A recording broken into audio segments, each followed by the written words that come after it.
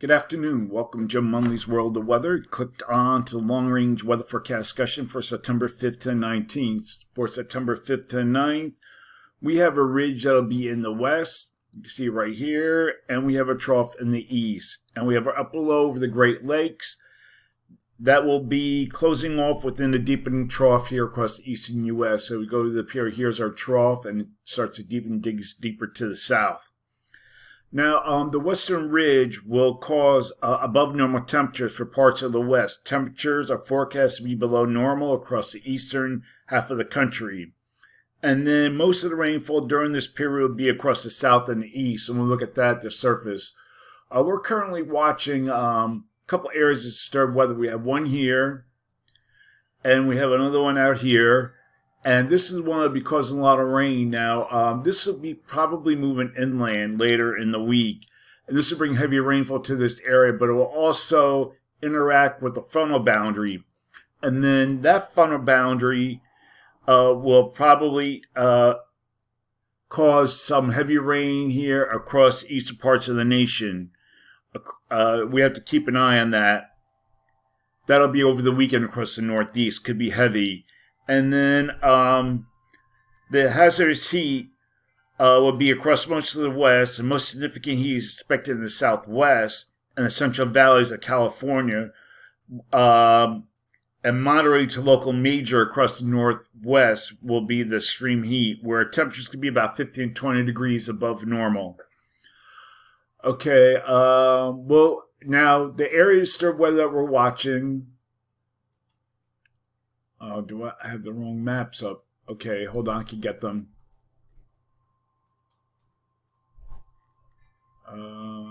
Can I?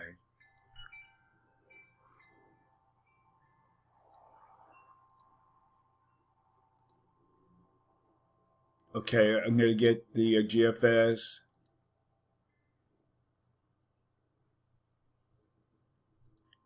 And you're over here, I have them. All right.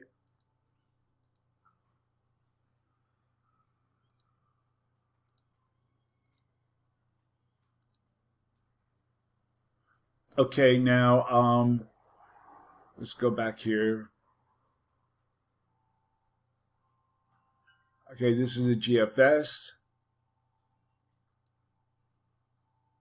Oh, this doesn't go out there. Okay, we only have the GFS, but this is what the GFS does. The GFS doesn't have the Atlantic coverage. All right, so we'll get rid of that map. And we have some areas of disturbed weather to be watching across the Atlantic basin. And we have one here off the the African coast, and that'll be tracking eastward in time. We have another one here tracking into the Gulf of Mexico. So we'll keep an eye. This is what the models have. We'll back it up a little bit. And the GFS has a low that moves in, looks like it moves into the Gulf Coast, but it kind of jumps. Let me see. Back it up a little bit.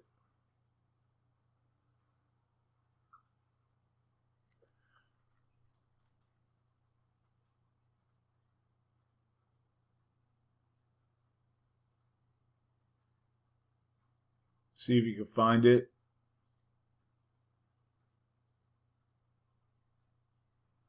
Oh, right here. And then it kind of like lifts out rapidly. So we'll have to keep an eye on that. So we'll look at the National Hurricane Center site. And we have this one here, and that has a 40% chance of development. This one has a 0% chance because it's forecast to move inland. I have one off the African coast, and they don't give a percentage. Let's see what that says. Oh, it's also not forecast to develop. So the one area that we do have to watch is the one here crossing the Leeward Islands. So we'll watch that in the next couple of days. Okay, we're going to look now at the period for September 10th to the 14th. And we still have a trough over the east, region here that builds across the western states, and we have a trough here off the northwest coast. Models are in pretty good agreement on this. So for this forecast period, I am calling for, where are my temperature? Okay, right here. I am calling for above normal temperatures here, and anomalies could be 10 degrees above normal in some locations, basically across this area here. Below normal temperature for this region with anomalies could be near 6 degrees above normal, mainly across this region here, 2 to 4 elsewhere. For precipitation, calling for below normal precipitation much of this region here, and the probability of occurrence is 35%. And now we're going to look at the period for September 15th to the 19th. And most of the models are less amplified compared to what it was back here.